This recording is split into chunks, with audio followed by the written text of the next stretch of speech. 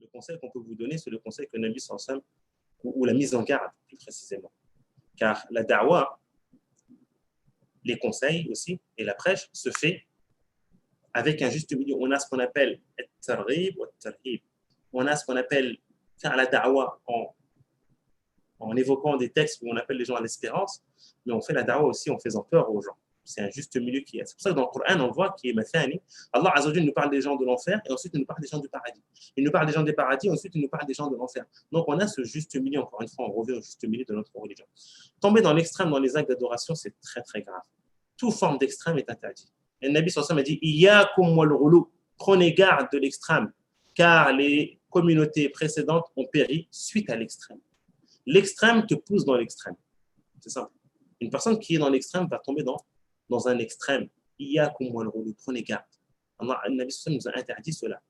Et on a les trois personnes qui se sont présentées à une des femmes du prophète sallallahu alayhi wa sallam pour l'interroger sur les adorations du prophète sallallahu alayhi wa sallam.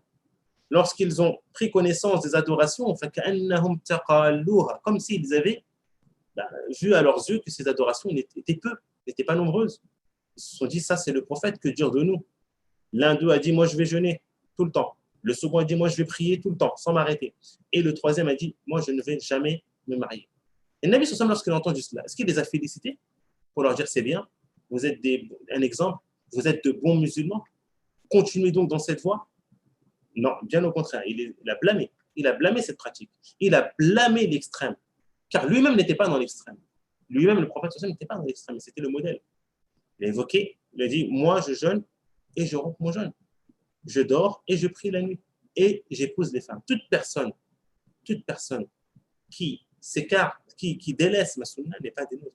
Toute personne qui délaisse mon chemin, toute personne qui délaisse la voie que j'ai tracée n'est pas des nôtres. Donc, on se doit de suivre le prophète sallallahu alayhi wa sallam et ne pas entrer dans l'extrême. Abadan. On vous met en garde contre l'extrême, mes très chers frères et sœurs.